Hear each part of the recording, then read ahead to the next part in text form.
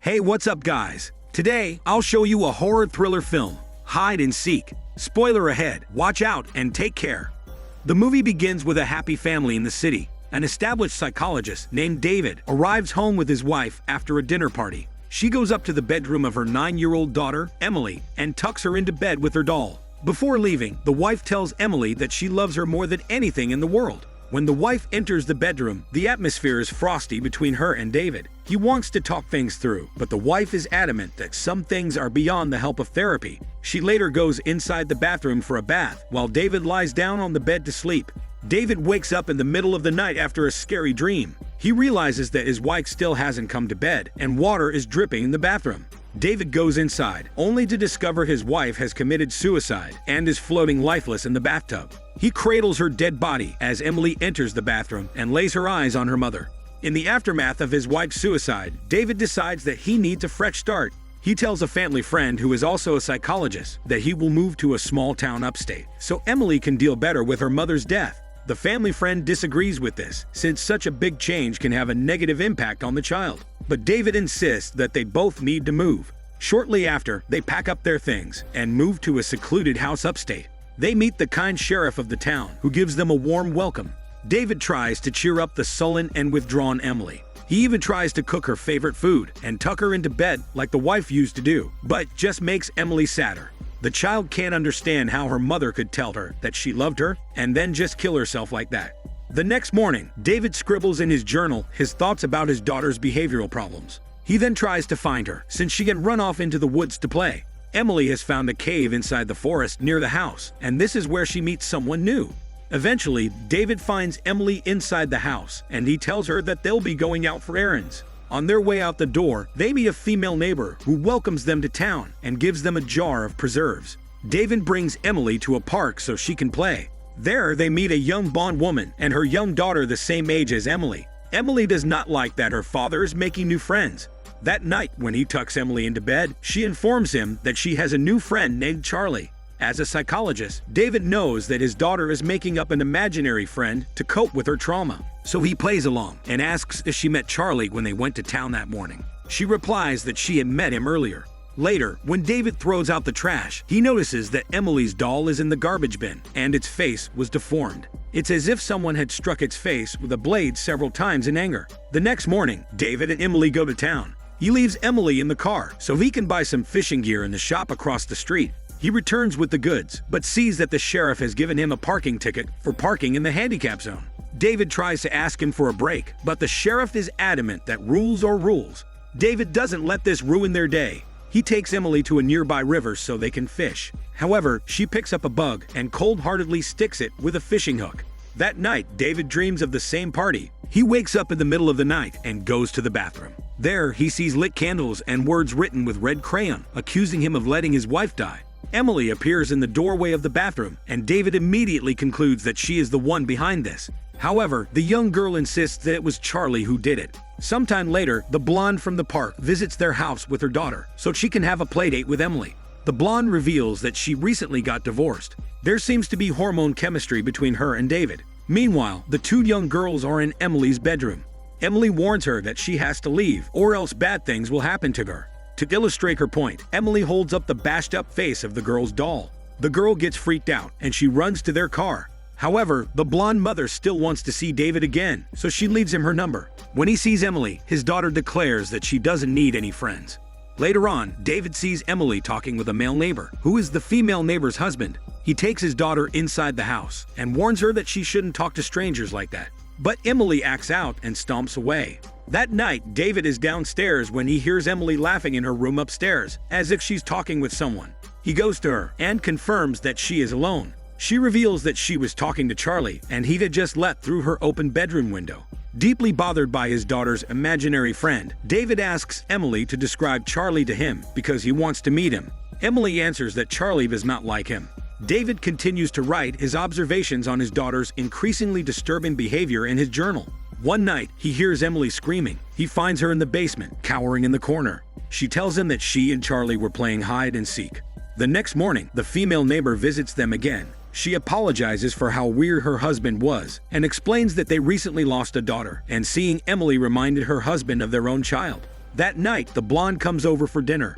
Emily opens a box of her mother's old things, and she puts on her dress and jewelry in an effort to remind David of her mother's memory. The blonde tries to be as understanding as possible, even when Emily nonchalantly tells her that her mother died by slitting her wrists in the bathtub. Emily is angry because Charlie had told her that David likes the blonde like he liked her mother. David is enraged, and he sends Emily to her room.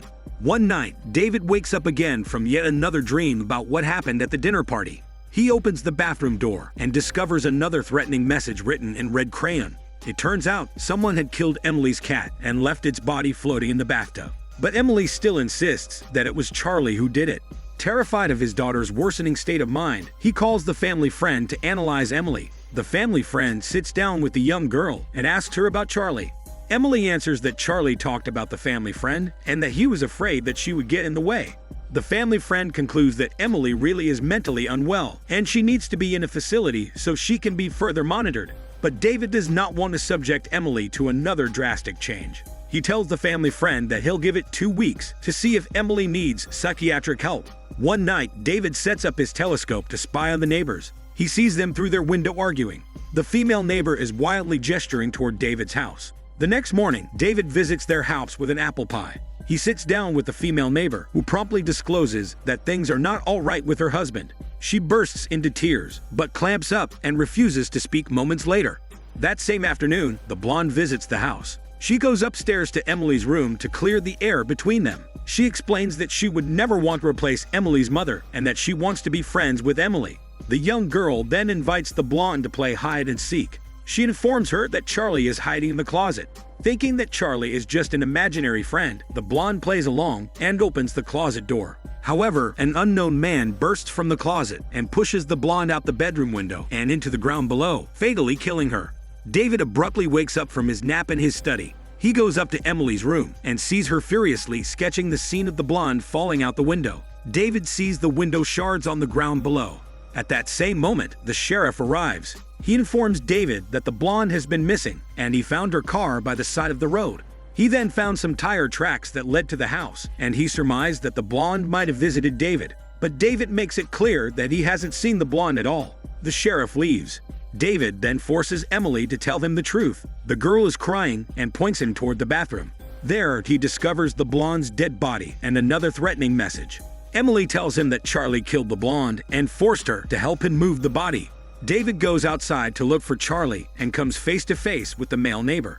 The male neighbor explains that he has been worried about Emily, so he came to check on her. But David doesn't believe him and instead assumes that he is Charlie.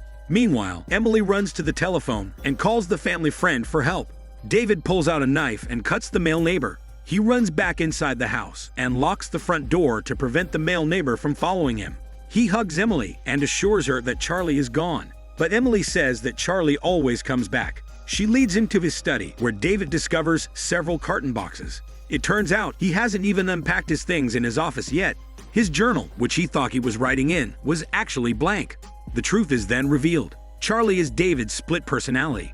During the party he and his wife attended, he discovered that she was cheating on him with another man. Filled with rage and powerlessness, he subconsciously created his Charlie alter ego, which is powerful and violent. Then his Charlie personality took over, and he smothered his wife to death with a pillow. Afterward, he covered up her murder by making it look like it was a suicide. Whenever Charlie leaves, David wakes up and has no idea what he did. All along, he was the one who has been terrorizing Emily, and he also killed the blonde. Emily was just displaying disturbing behavior because she was traumatized by what Charlie had shown her. It's revealed that the young girl was trying to keep people away so that the violent Charlie won't hurt them. After this realization, Charlie completely takes over David's body. The sheriff returns to the house after the male neighbor called him. He goes to Emily's room, and she ominously shows him that she is sketching a drawing of him being dead. Charlie appears and kills the sheriff. He then chases Emily through the house. The young girl locks her bedroom door, but David keeps stabbing her door with a knife. The family friend arrives at the house and discovers the dying sheriff. She takes his gun and searches for Emily. Meanwhile, Emily escapes her room and goes outside to the cave hidden in the forest. The family friend finds her there. But David also appears, and he's about to kill his daughter. But the family friend shoots him first. David dies, and the family friend holds the grieving young girl. After David's demise, the family friend adopts Emily and ensures that she gets the proper counseling for her to deal with her harrowing experience. It appears that Emily is now happier and more carefree.